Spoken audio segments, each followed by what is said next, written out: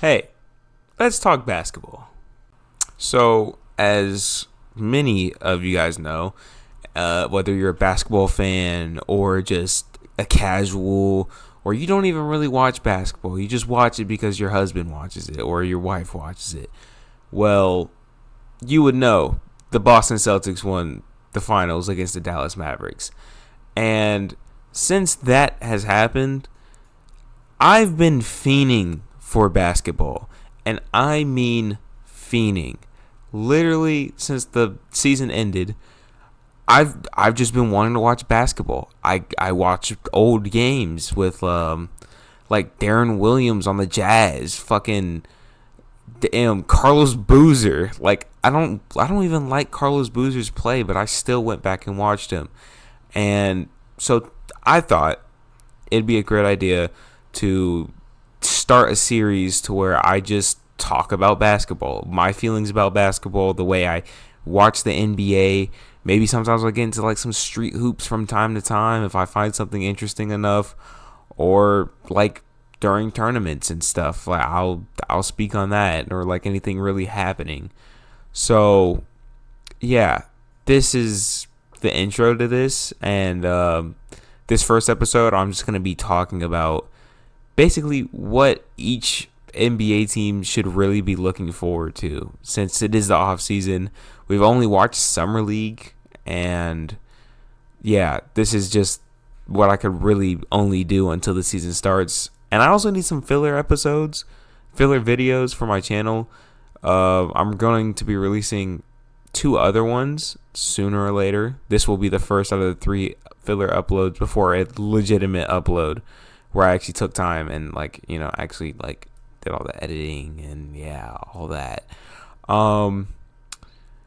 Yeah, that's pretty much it. The only other thing I would like to say is this is completely my personal opinion. This is my just what I'm thinking about. So if I say something and you don't really agree with it, don't bash me about it, because it won't really make sense to bash me about it. But if you want to debate about it, go ahead. We can start a whole debate. I have a Discord. I'll put it in the thing in the description. You can join that. Talk to me there. Really debate about stuff with other people. And just wait for uploads, streams, all that cool stuff. So yeah, I hope you guys enjoy this video. Now the first team I want to talk about is the 76ers. I mean, they are always one of those teams that could always contend. They always have that that ability to contend to win a championship. Of course, with Embiid, when he had Simmons, they were able to contend there. Now they got Tyrese Maxey, who's a really great point guard now. He was a shooting guard, but now that James Harden has left the building, he is officially point guard. Ever since that happened, it's been like a year, I think. I think he got traded last year, so he's still a young point guard. But excuse me there, but he's still a very great point guard, man. He was playing like a point guard at the 2. So having that with Embiid's superstar ability, his scoring, his way of getting to the free throw line is just legendary. And you can definitely tell that Tyrese Maxey is learning some of those ways with from Embiid with his inside scoring, upgrading by a ton since last season. So yeah, that team, the 76ers, imagine that squad, but now with Paul George, which Paul George wasn't bad last season, but he wasn't all-star, superstar level Paul George as we've known him before. But could that be a Clippers problem? Or is that a him problem? Has he just completely plateaued at where he's at? Is he not going to get any better? You feel me? He is old, technically. Realistically, he's not old. But from a basketball standpoint, he definitely is old. So one of the things that 76er fans should really be looking forward to seeing is how well Paul George meshes with Embiid and Maxey. I mean, his scoring is definitely going to lead them. Not lead them. Embiid's scoring is going to lead them. But Paul George is gonna push that offensive level to a higher level, and he's not a bad defender. Even though there's like a 7-minute compilation of him getting scored on buzzer beater wise, but I'm saying if Paul George is on the Sixers team and he finds his role, it might be over. I think the 76ers have a good chance of winning it this year. Now that Paul George is on the team, despite Paul George not being the best playoff performer within past years, he's still Paul George. He's still going to give you wins. He's still going to give you points. He's still going to be that smooth forward. So him, Embiid, and Tyrese Maxey, I just want to see how well they mesh together, and just see what happens. Like, what role will Paul George play within this team? The next point is, I've already talked about this, seeing Tyrese Maxey grow as a point guard. Obviously, like I said, he showed point guard abilities at the 2 guard last year and the year before that. But now that he's a full-time point guard, imagine those stats but like inflated, So I'm not going to talk too much about that because I talked about that earlier. Jared McCain was a demon at Duke. So like, hopefully he adds more of his scoring ability like he was doing at Duke to this team. And coming off the bench as a point guard, I want to see if he can be not a Tyrese Maxey 2.0, but playmaking wise and scoring wise, I want to see if he can be that guy. I know he will never. I won't say never, but I know he won't match up to Tyrese's defensive ability. But his offensive ability, with his scoring and his playmaking from college, if that translates to the NBA really well, I'm just saying. I'm going to go back and say this. The 76ers are real deal contenders, if that is the case. So, yeah. So our next team is, as you can see from the clips, the Milwaukee Bucks. I'm kind of going in order here of 2K order, in which they just do it by alphabetical order. So, yeah. The things I would really like to see this team do, one, this isn't in my notes, but like, I just want to see more Damian Lillard and Giannis Antetokounmpo. They're such an electric duo. Giannis gets into the paint, does whatever he wants in the paint. Like, the paint is his, and Damian Lillard owns the perimeter. Bro is a good shooter. I wouldn't say he's a top 5 shooter of all time, but he definitely is a top 10. So I'm just ready to see more of those. But yeah, we're really, for the Bucks fans, you wanna be able to see Andre Jackson Jr. also having a good year after the year he just had, which it wasn't a crazy year like Trace Jackson Davis or a Jalen Johnson type of year, but he was still like a really important piece of that Bucks team that like last season. So seeing him have a good year would be so great to see. Even me, I'm a Rockets fan, but I'm still like hyped to see Andre Jackson Jr. hoop. So third note I have on here is just being a potential contender, man. They're always, as long as they have Giannis, I feel like they're always going to be a potential contender. That he's always had that one point guard by his side all of his contending years, like Jrue Holiday, Damian Lillard. So that's a big piece of that. But Giannis on his own was also doing great things, getting them to like bottom seed playoffs with a terrible team, by the way.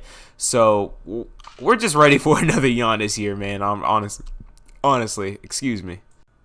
So next team we got Chicago Bulls. Now, this team, it's weird because they're one of the bad teams where you'd expect to be like, oh, their most wanted, like, look forward to thing is the draft because they don't have anything really going for them. But you'd be surprised, right? Kobe White is actually like a hooper, and I've been knowing Kobe White was a hooper since he like first came into the league because I watched a couple games of him in college. I was like, oh my god, this man can hoop. So him going to the Bulls, I was a little sad, but you know what? It's whatever, right? It's whatever. He's probably gonna have a really great year this year. Unfortunately, they did lose Alex Caruso, which is like another part of these clips. But yeah, They got Josh Giddey though, and listen, Josh Giddey, in my opinion, didn't do anything wrong per se. Well, what he did was wrong, but it wasn't with wrongful intent. Like he didn't be like, "Oh my God, you're a kid, give me you." It's like, no, he didn't say that. But like his impact on the court is gonna be great if he can go back to like his little mini prime back in OKC, where he had like going like crazy, looking like one of the best playmakers in the league type shit. Like Josh Giddey was on a run, I'm not gonna lie. So if he can go back to being that for the Bulls, this team could be way better. And the last piece, kind of going hand to hand with Kobe White, is Patrick Williams, like developing this year even more. Which Patrick Williams isn't bad, but he's not right where they thought he would be. Right, like when he first got drafted, but you know he can get there. He's shown flashes to where he can definitely get there. So that's pretty much the only things I have to say about the Chicago Bulls. This one's probably gonna be a really quick case because there's not really much to talk about them because they already have the expectations. But really, it's just getting a healthy year from Darius Garland, Evan Mobley, and Jared Allen progressing as they always do, playing with Donovan Mitchell, duh. And then them also just being potential contenders. Literally every year they're a potential contender with this new squad that they've developed and made. It's just a matter of time to where they just aren't hurt, really. When they're not hurt, they can win. They'll probably win. So, yeah. Our next team is the Boston Celtics. Another really quick case, like an insanely quick case. But they possibly could be back-to-back champs. I mean, their team hasn't really changed that much. They absolutely dominated in the playoffs. So, like, it's probably a good chance that they go back-to-back. Or at least go back to the finals, at the very least. Jaylen Brown and Jason Tatum developing as a duo, as always. And then a healthy Kristaps. So, yeah, pretty easy. So the next team I have on my list is the Los Angeles Clippers. Honestly, really good team last year, just didn't meet up to the hype because of the injuries such as Kawhi Leonard going down, Paul George having his little injury stint, and then James Harden just not playing like James Harden. So in this upcoming season, the Clippers, if you're a Clippers fan, look forward to a healthy Kawhi. He's got to be healthy. If he's not healthy, this is his last stint with you guys. A definite playoff appearance. That's what you'll always be able to do, and hopefully the draft, because your team really needs some help, especially depth wise. I mean, Terrence Mann off the bench as your best player, you need some help, seriously. Next team is the Memphis Grizzlies, which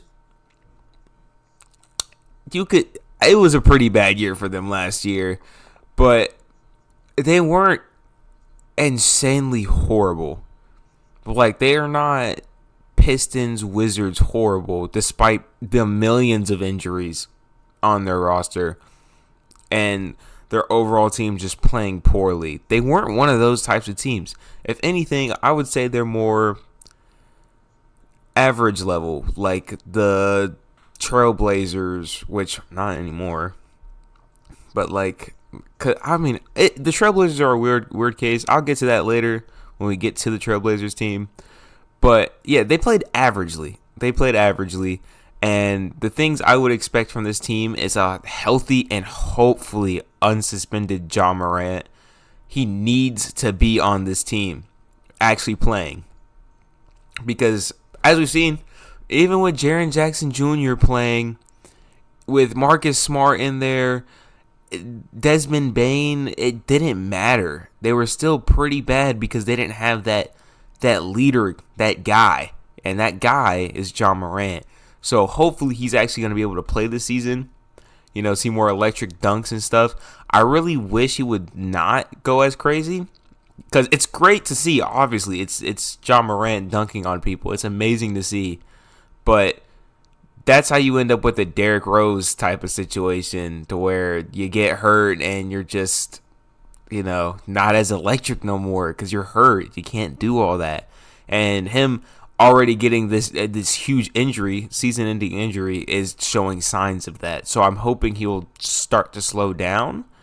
I know he won't completely just stop because that's not John Morant, okay? We watch John Morant to dunk on people and throw his body. We don't watch him to take threes and stuff, no. So he's not going to slow down, obviously, or not going to stop, obviously, but I do hope he just slows down a little bit. Another point, G.G. Jackson stepped up big. Even though they were playing average and they were a mid-level team, he was one of those vocal points. I don't even know what I just said. Vocal points to where you're not a Pistons or a Wizards. He was one of the reasons why they weren't one of those teams. G.G. Jackson came up big. I think he dropped like a 20-point game. He was going crazy. And then, last but not least, the Grizzlies really have needed a center the whole time, pretty much, since the John Morant era. Think about this new starting lineup, right? Because Zach Edey played amazing in college, getting as far as he did to the college basketball March Madness. I forgot the name of the tournament for a bit. But you get John Morant. Like, this is before. You get John Morant, Desmond Bane. I don't even know who their three would really, like, what he was. I forgot who their three was. Jaren Jackson Jr., and then, like, Santi Aldama playing center. You move Jaren Jackson Jr. to the center, Santi Aldama at the 4, and that's not an ideal lineup. Now, imagine John Morant, Desmond Bane, a developed G.G. Jackson, Trey J playing his pure position at power forward, his most favored position, kind of like Anthony Davis a little bit, and then Zach Edey, a 7-foot demon. I won't say he's a demon, but like he's pretty good at the sport of basketball college-wise, so I'm hoping it translates to the NBA. But that's what I would be excited for if you're a Grizzlies fan. So, yeah, stay healthy, y'all. The next team is the Atlanta Hawks. They are always average, but that is not Trae Young's fault at all. Not his fault whatsoever. Throughout all the years since 2018, Trae Young's been with this team. They have tried only one time to build a team around this man, and it was really with Clint Capella. It's really just with Clint Capella. DeJounte Murray, I could see why you'd want him, but he's developed more as a point guard type of guy. So having him on the court with Trae Young just does not help Trae Young at all. I can see the vision when you first get him, because when they first got him, he's a great defending guard. He's got playmaking tendencies, but he's a good shooter and he's got great defense. The type of two guard you'd really want on your team, you know? So I see why they went and got him, but at the end of the day, he didn't really hinder Trae Young, but they didn't play well together. Like, it was more, when Luka and Kyrie first got to the team together, like, they didn't play horrible with each other. They just were confused. Like, who's going to take that last shot? Who's going to be that guy? Who's going to be the main ball handler? Because they're both main ball handlers pretty much. So now that DeJounte is gone, you're going to definitely see a lot more of Trae Young just owning this team, actually being the point guard of his team. And it seems now they're actually building upon Trae Young a little bit more, even though it doesn't really seem like they're doing a lot. Like, the Hawks GM really needs to do something, because if he doesn't, the next time Trae Young is an available free agent, he is not coming back to this team. There would be no reason for him to, because, like, there's just not really anything here for the Atlanta Hawks, or for Trae Young with the Atlanta Hawks. So Trae Young having the full control over the offense is a great thing. Them having Risa Shea from the draft, which might be the only good draft pick, really, and the top 5, top 10. So, that's a pretty good start. And Jalen Johnson, man, he hooped. He was hooping last season. I mean, he was going crazy. So him developing and he's probably going to have another breakout season, honestly. So this team should really start meshing well, and I see them still as a mid-level team, but not that 41-41 right on the dot 500 basketball team. So yeah, I mean, Trae Young's gonna do Trae Young things. He just needs that team around him. So the Miami Heat are a very interesting case because in the regular season, they're never really astonishing. Like, oh, they're like a really great shocker, or they're really bad, or they're like the best team in the league. They're never like that. But in the playoffs, they'll make you rethink about your basketball knowledge, because there is no way I just watched a team win 43, 44 games in the season and they're now in the championship against the Denver fucking Nuggets. Like, what? Like, huh? Did I miss something? Am I missing a couple games? Like, I don't. Where did they come from? That's all starting from, well, Jimmy Butler. I mean, he doesn't lock in until the playoffs, and that's their biggest problem.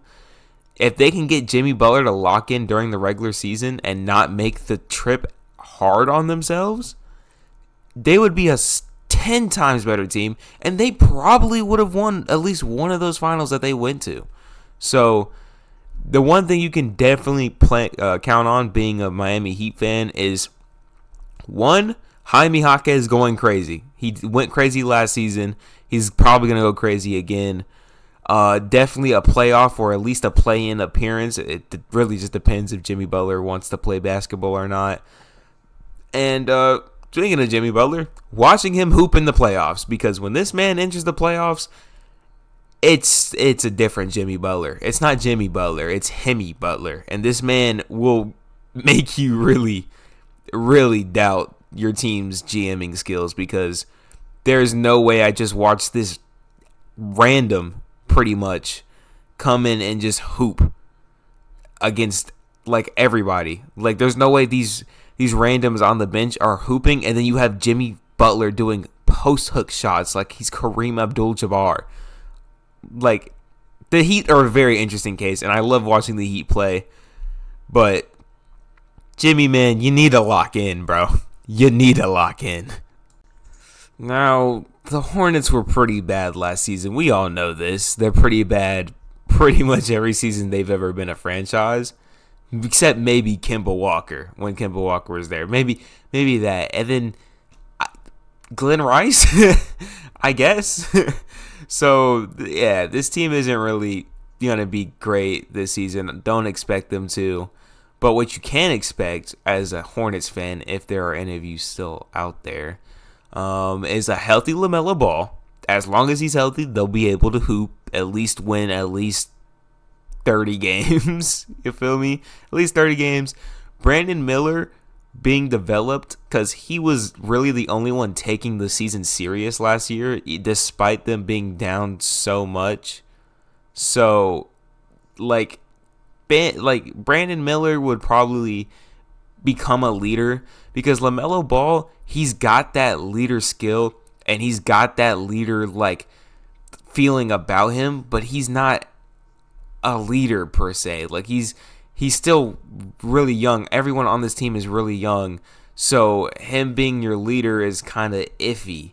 And Brandon Miller not being a better version of a leader, because he is, one, younger, two, less experienced, and he doesn't really have that aura and that talent around him to become a leader.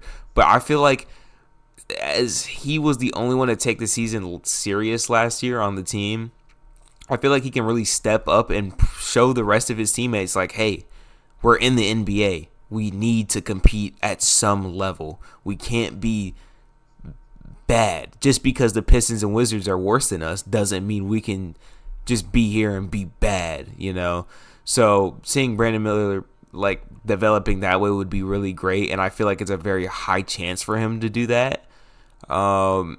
So that is a really big point of the season that everyone should really watch, not just Hornets fans, just anyone who watch Hornets games. You really need to focus on Brandon Miller. He's one of the only good players on the team, despite LaMelo Ball. And yeah, we just really want LaMelo being healthy for the season because he is a very great highlight creator. Let me just say that.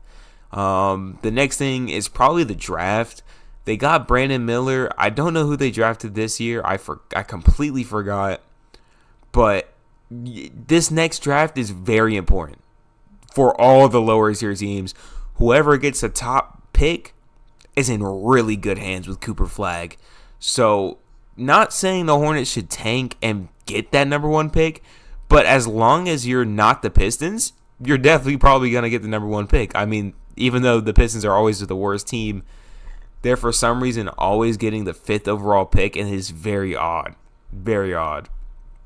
I think there's some sort of rigging going into it. Or maybe it's just dumb luck. Maybe the Pistons are just that bad as a franchise, as of recently. I wouldn't say the entirety of their franchise because they had some success. They did have some success. But, yeah, the Hornets, not a lot to look forward to except for a healthy Melo and a developed Brandon Miller and getting ready for the draft. So, yeah. This next team, I love the Jazz, man. They're one of those mid-level teams to bad teams to where I would not mind watching all 82 games of their team playing. Because, despite them being a pretty bad and mid-level team, they're exciting and they're fun to watch. And they always start the season off 6-0, 7-0, and then they go on their losing streak. But the team is just fun. So, being able to see Lauri Markkanen, this is something you should be excited about if you're a Jazz fan, is Lauri Markkanen being explosive every single season, and this one is not going to be any exception. Dude had an all-star year, I think 2 years ago, or last year. Dude, he's a hooper. Lauri Markkanen is a hooper, man.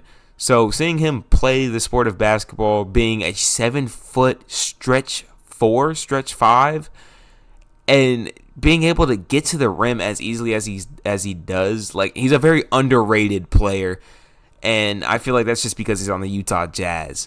So, yeah, be ready to watch some Lauri Markkanen play. Keontae George developing into a player, into a great point guard. I definitely have it on my bingo card because Keontae George has a bag. He's got a bag. He's got skill. He just needs that passing perception type thing, because he throws turnovers. He throws a decent amount of turnovers, and that's on him. He needs to get better at that. Once he does, I'm sure he'll be one of the best point guards in the league. I wouldn't say top 5, probably top 10, and I'm leaning towards 8 through 10. But yeah, he just needs to get that dog in him. He needs to get that point guard mentality. And then the next part is, again, the draft. A lot of these teams are going to have the draft as one of their points because, you're just ready to see who you could draft. You're seeing all these developed players, Talon Horton Tucker. You're seeing Keontae George. I'm trying to think of other players. Colin Sexton, even though they didn't draft Colin Sexton, him being on the team is really great. I do feel like the John Collins trade was not useless, but it wasn't an insane improvement for them, John Collins isn't a bad player. He's a very reliable player with hops. It's just he's not enough star power to help Lauri Markkanen carry this team to a potential playoff berth. So just be ready for the draft, and hopefully they can get someone like that. Hopefully. The Sacramento Kings, they're very interesting when you look and see how the team plays and stuff, and the stats and just the overall star power of this team. I mean, De'Aaron Fox is always an all-star capable player. He just doesn't get that all-star award. Sabonis is an all-star caliber player and does get the all-star awards. Then you have Malik Monk off the bench. He's an absolute, dog on offense. All the offensive abilities you could want in a player, he's got it. Malik Monk is that guy. I mean, I remember watching the Jazz. I don't know why I said the Jazz. The Kings and the Clippers game that went to triple OT and they scored like a combined 200 and like I think it was like 220 something points, 230. No, it wasn't that low. It was like 250, 260 because they almost reached 190 points, if I'm not mistaken. So watching Malik Monk come in and play that clutch of a game is insane. Then on top of that, you got Keegan Murray. Keon Ellis is really rising as a player. Like, I feel like De'Aaron Fox and Sabonis, they're definitely going to get their all-star year this year. I feel like Malik Monk he could get an all-star appearance, but he'd have to like step up big, and I mean big. But I feel like he's got enough dog in him to do that. And then this might be a very hot take, but I feel like at some point in Keegan Murray's career, he will break the 3-point record, most threes in a game, because he almost broke it his rookie year, and like he's just such a good 3-point shooter and such a like anywhere shooter, really.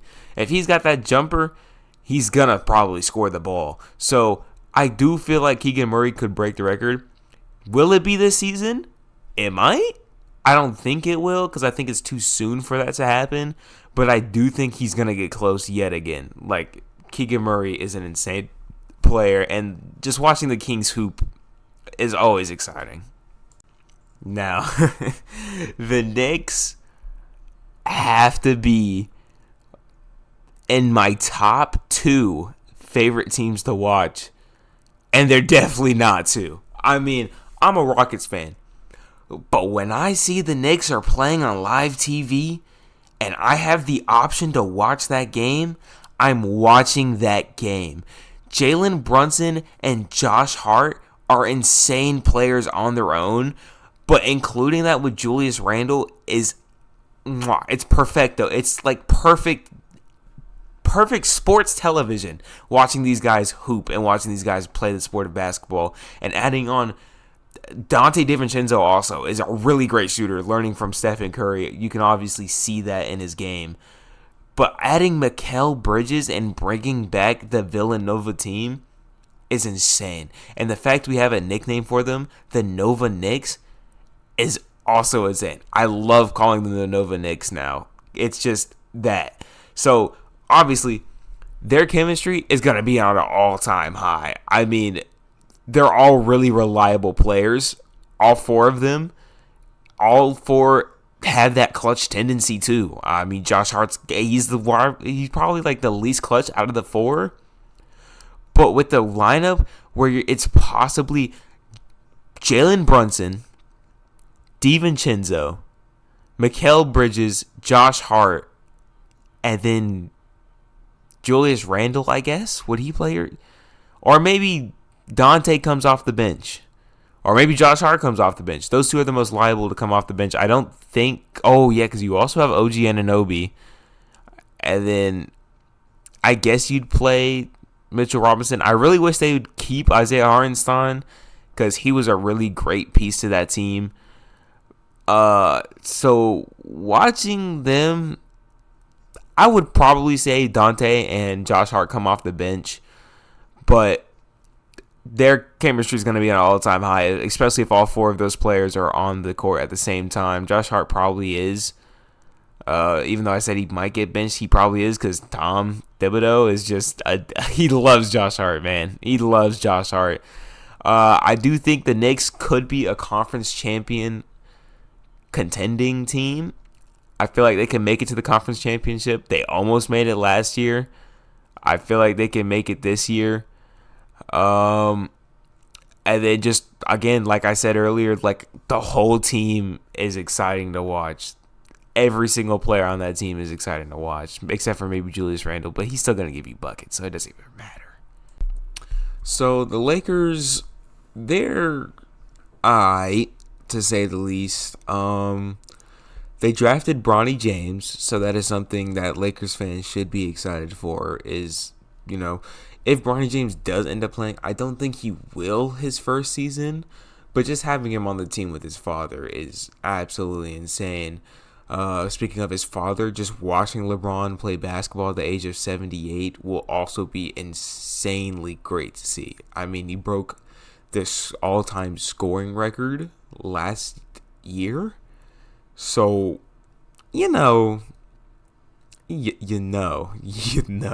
So, and hopefully this year we have a healthy AD. If he's healthy, then hopefully we see that 1 week stint of him dropping 40, 43, 45, 41, 40. Like, he just kept dropping 40 over and over and over again. So seeing the Lakers hoop is definitely going to be pretty fun to see, especially with LeBron, Bronny, and AD. I mean, what else could you really ask for?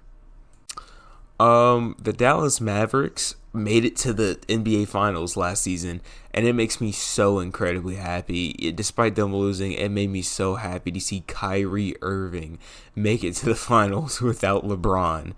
So, I'm a big Kyrie fan. Literally, the logo of the channel, the picture is of Kyrie. I love Kyrie. So, seeing him hoop like the way he did, hit that left-handed floater game winner, that's something you should really be looking forward to as a Mavericks fan, or even a Kyrie fan in general. Then on the other side, his leader, I would say second-hand man, but no, that's his leader. Luka Doncic. Okay. He, for the past 3 years, have been putting up MVP numbers and is literally an MVP candidate and has genuine MVP conversations, but for some reason the league just won't give it to him. So that's why I put potential MVP year. If it's up to me, that motherfucker is winning MVP. But just because Jokic and Embiid are in the league, he might not win it. And then Shea's on the come up, he probably won't win it, despite him very much so deserving it. And then again, like Tatum said, they might play each other again. Like the Mavs are a genuine finals contending team. Like, I didn't think that way until last season happened. And once last season happened, I was like, oh yeah. these guys have that dog in them. These guys got that dog. The Brooklyn Nets are terrible. And if you're a Nets fan, you know they're terrible. I mean, Mikal Bridges was a big part of why they were where they were last season. So now take Mikal out of that equation, add Killian Hayes, and now what do you have? Just a shit show, an overall shit show, to where you have DFS stuck with this terrible team. I mean, free DFS for real. We love you, Dorian. But I only have two things for this team, which is Cam Thomas. He had a crazy 40 points per game stint where he went I think it was back-to-back games or triple games, to where he went back-to-back 40-point games. So hopefully he can get back to that. I mean, he's basically Jordan Poole on the Wizards, but instead it's just the Nets, Instead of being in Washington, you're in Brooklyn. Team's still bad, and you're pretty much the only good player on the team, scoring-wise. So, just this time, he doesn't have a Kuzma. I mean, he kind of has a Kuzma. If you count DFS as a Kuzma, he's a Kuzma. And I kind of feel bad for Cam Johnson, because he's a great hooper. He's a great three-point shooter, but he's just not that guy to be on his own and succeed still. He's probably still going to be a corner sitter. He'll probably get less touches because Mikal's not on the team. So, be prepared for a Cam Thomas riddled season, and then the draft. Be ready for the draft. You're going to need it. The Magic are insanely fun to watch, and you might not agree with me with that one unless you watched Magic games or you're an Orlando Magic fan. This is genuinely the first time since Dwight Howard that they've actually been pretty good at the sport of basketball. So this team this season will have a completely different effect on how everyone looks at the Orlando Magic franchise, and I think for a minute, because Paolo's going to go crazy. He won Rookie of the Year. He's done different things for the Magic. He's a great player. to say the least. I mean, there's nothing really else I can really say about him. He's just a really great player. Hopefully, Franz can get that 3-point shot to be efficient. If he gets that 3-point shot down, oh my God, it's over. It's over. It's over because Paolo's on the inside, Franz on the 3. That's just already insane on their own, and then plus the role players, and then Jalen Suggs. I mean, Jalen Suggs. This Magic team should be really good. I don't think they're going to be top 10 offensively, but they always have that chance. Again, it's really all dependent on the bench unit and Franz. If Franz gets that efficient shot and the bench unit plays at least decent, they'll be a top 10 offense in the league, no doubt. But it's really up to Franz and the bench unit. And then the last note I have, because I loved watching this guy hoop at Arkansas, is Anthony Black. Don't forget the name. All right. That's the original Ant. Anthony Black. Respect that man. The next team, they're always going to be really great. I think as long as Jokic is on the Denver Nuggets, they'll always be great. He's just a really great player. He's everything you want in a player, not even just a center. I mean, it's an extra, added effect that he is a center doing what he's doing. Being able to shoot over people like Anthony Davis. Being able to play make like fucking Magic Johnson. Being able to finish, not dunking wise, but layup wise, he's pretty good at that. He's great post game. He's got decent defense, I would say. Decent. So yeah, Jokic playing the sport of basketball will be a highlight for the Nuggets. Them obviously being final contenders, even though they lost to Anthony Edwards and the Minnesota Timberwolves this last season, I feel like they can do that. They can still get past that team. They can still make it to the finals, And then role player galore. Every role player on this team makes you feel like they're all stars. I mean, Aaron Gordon, Christian Braun, however you say his name.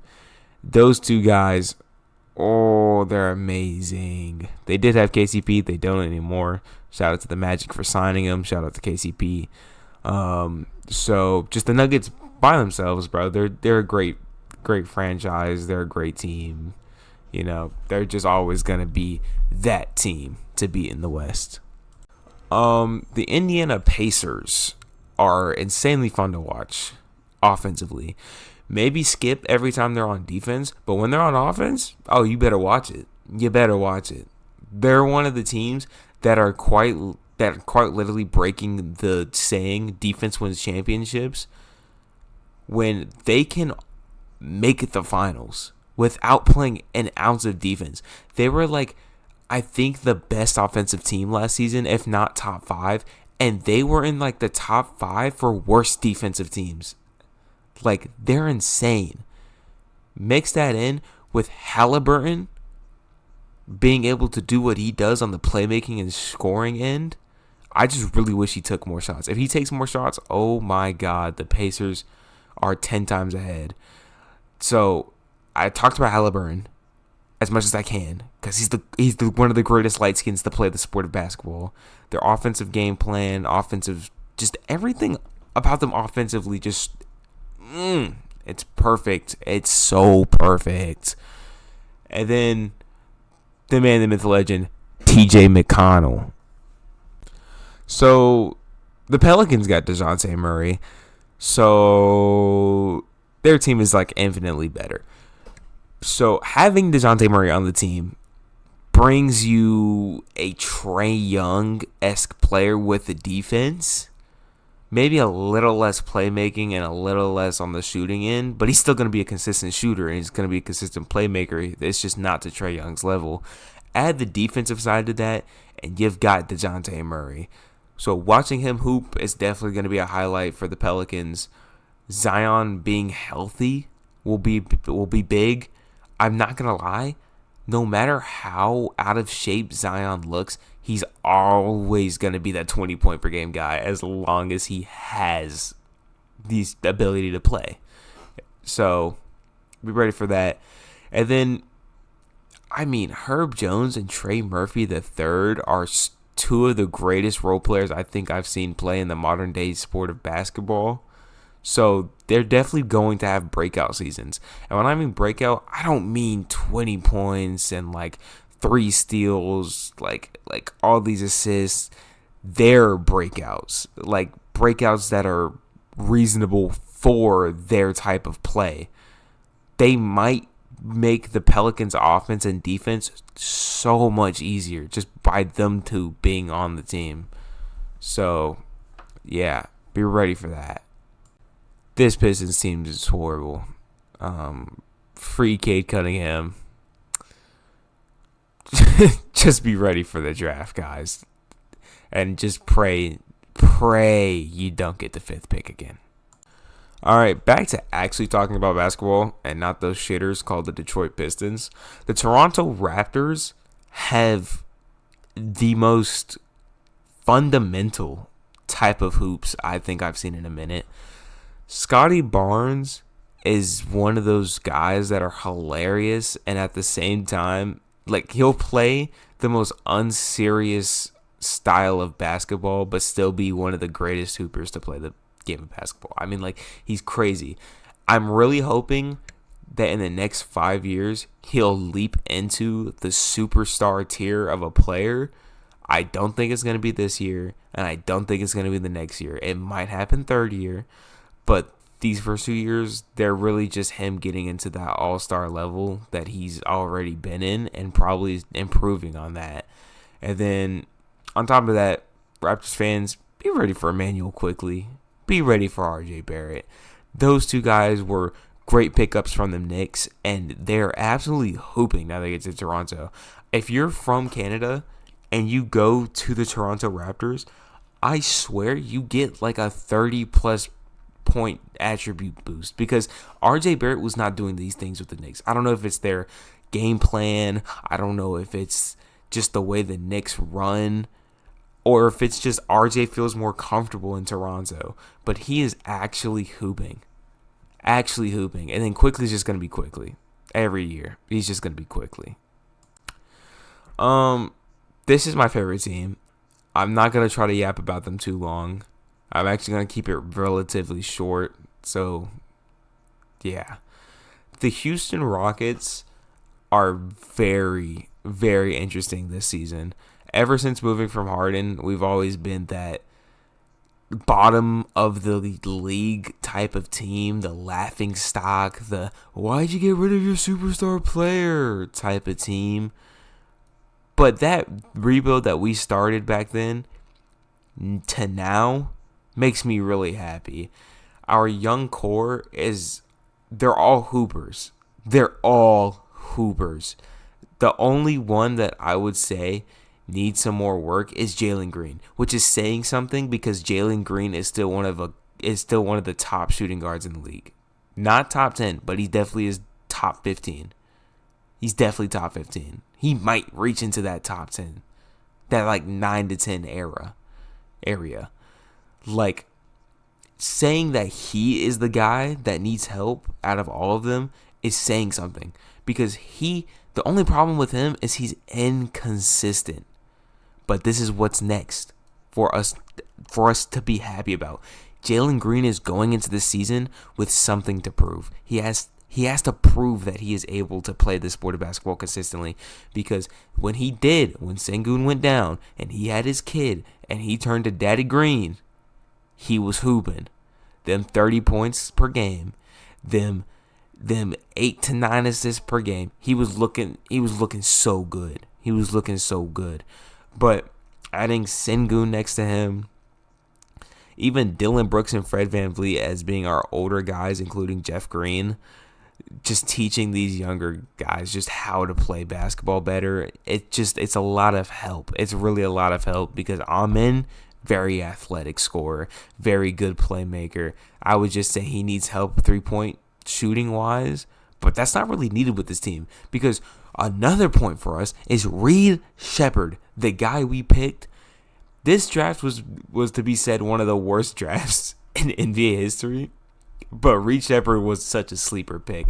And even last season, where we got Cam Whitmore and the 20th pick, was insane. The only thing I hate is that AJ Griffin retired. That makes me so sad because I think he was only 21 years old, but he retired because he knew he had no chance of playing. He gave up on his NBA dreams. Or not his NBA dreams, but his playing dreams. And that really saddens me, and it's unfortunate that he had to come to our team to die out when he could have gone to like the Nets or the Pistons or the Wizards. Even the Spurs would probably play him. It's not the best to see, but I'm done yapping. It's been 3 minutes. So the Spurs got Chris Paul, and the one problem, if you know about the Spurs last season, the one problem was that Wemby wasn't getting the ball. And now with Chris Paul, Wemby's going to get the ball. And that's definitely going to help them become a way better team. So, yeah, that will also lead to the whole team improving. Because if a 38-year-old Chris Paul is coming in here and he's doing a better job at playmaking. I know he's an NBA legend, guys, but he is 38 years old, and he hasn't been doing this at an efficient rate for the past 3 to 4 seasons. So the fact he can come in here and show that you can throw the ball, meaning you hold the ball and you give it to your best player, no matter how young he is your best player on the team, no matter how high and how big your ego is. This is the best player on the team. You give it to him, you're going to win games. So that automatically leaves Wemby to be an all-star this year. I don't think anything less. If he is, I'm going to be a little disappointed, but I'm not going to blame Wemby. I can't blame him. Unless he's just actually shit. Unless he just plays like actual dog shit. Or gets injured. That's also another thing. That's a scary thing for him, is injuries.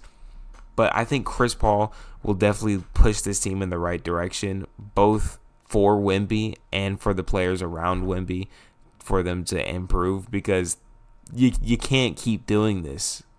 You can't have Greg Popovich as your coach, a legendary head coach, and your whole team is undisciplined. You can't have that. You can't. So hopefully the Spurs are better this season. I'm praying for them. Now, since 2022, the Suns have been making crazy moves. And I mean insane moves. To Chris Paul, Devin Booker, Kevin Durant. To Kevin Durant, Devin Booker, and Bradley Beal. The only thing that I think, like, there's a lot of problems with that Chris Paul KD team.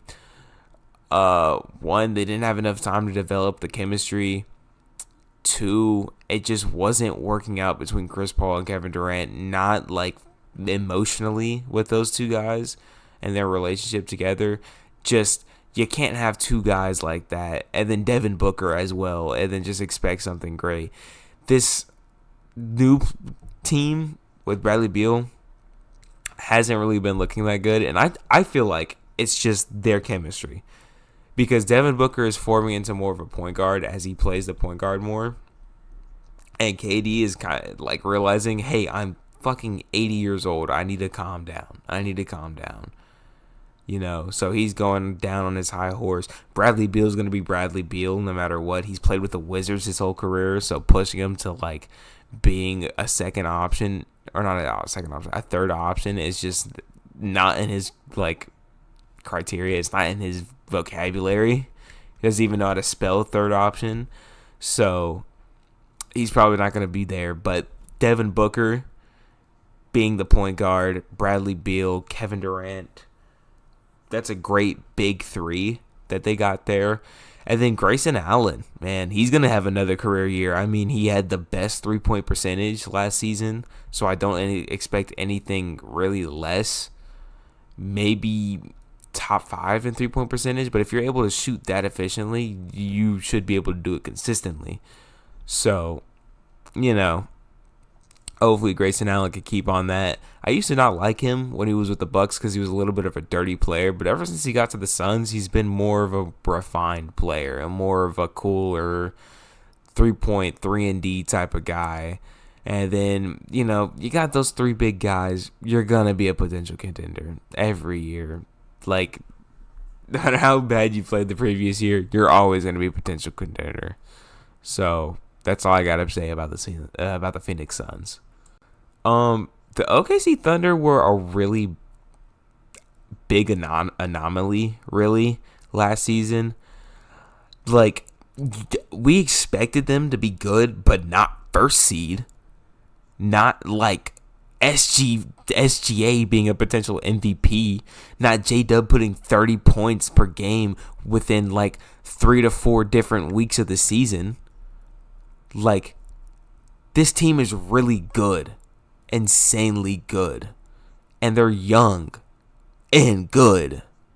That's scary. That is terrifying for the future of the league. I do smell Oklahoma City Thunder dynasty on the way, led by SGA and J-Dub and Chet Holmgren. So be ready for that.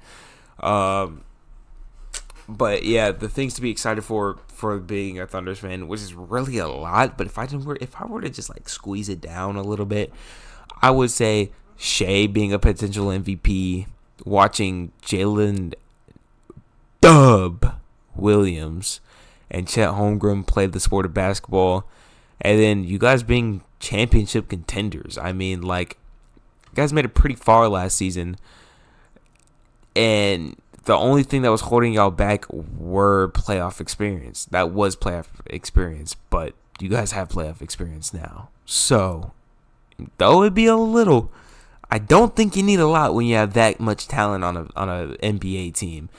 Also, be ready for the TikToks. I can't wait to watch the TikToks all season long. It's gonna be fun. I love the Thunder.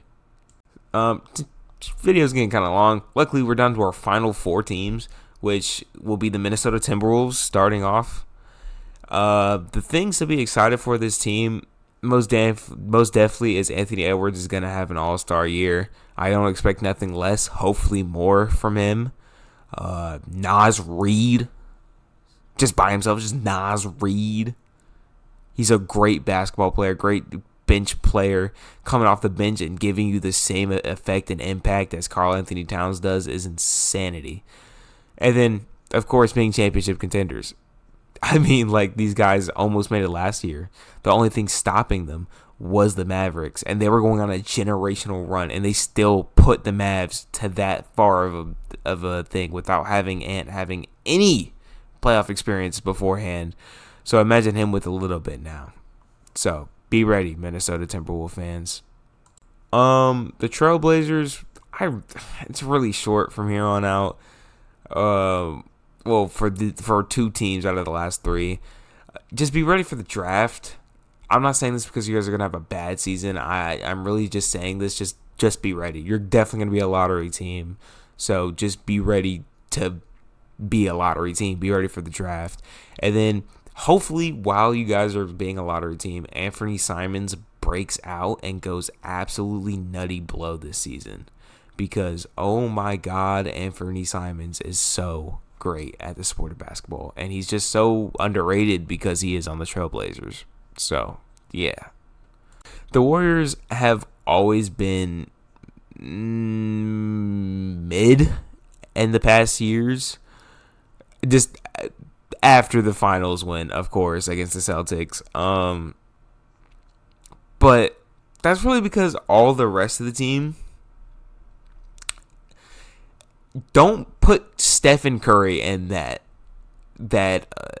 category, okay? He is like a Lamborghini in a trailer park, okay? And it's like, it's not a dirty trailer park, it's a clean trailer park. But it's one of those hippie trailer parks. But it's still a Lamborghini in a pretty shitty place. Because seeing what he did in the World Cup was Oh my God. Or the Olympics, not the World Cup. I don't know if it's the same thing or not. I don't really know a lot about FIBA and the Olympics and stuff like that. But I do know, what I do know is that Stephen Curry was insane. So be ready for Stephen Curry basketball. All right. He's back for like a year or two. But yeah. Interesting.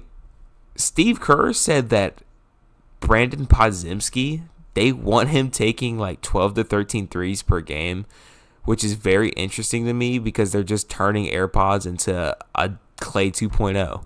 And that's not a bad thing.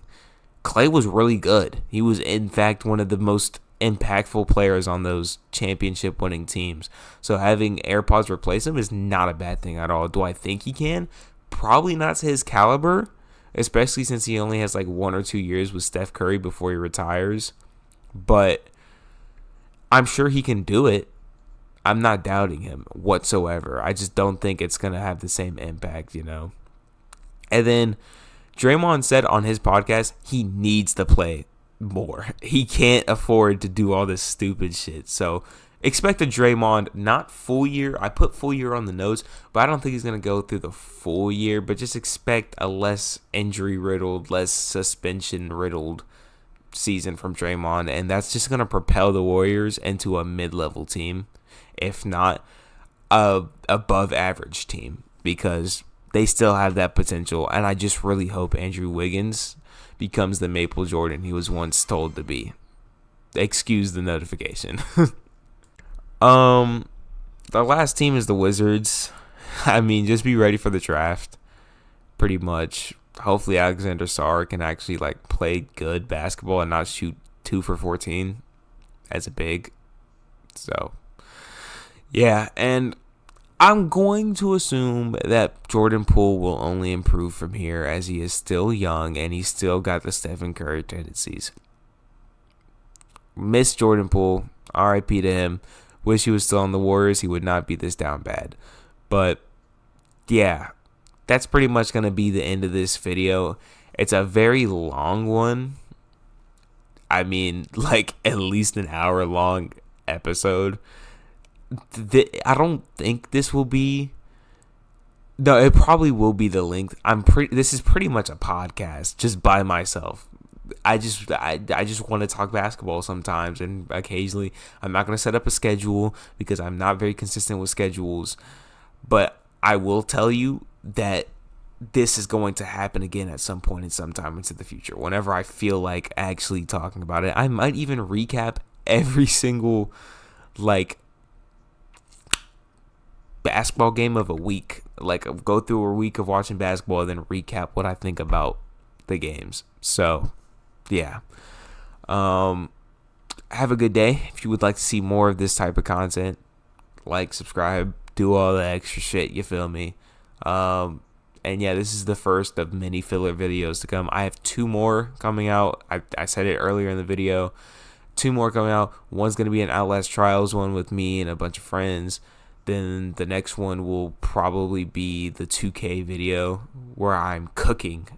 I'm cooking with Caitlin Clark and Kelsey Mitchell. So be ready for those 2 videos. Yeah, that's pretty much going to be it for me. I don't really know how to end videos. Is this how you end a video? Is that how you end a video? Is that really just like what it do? Lance Stevenson.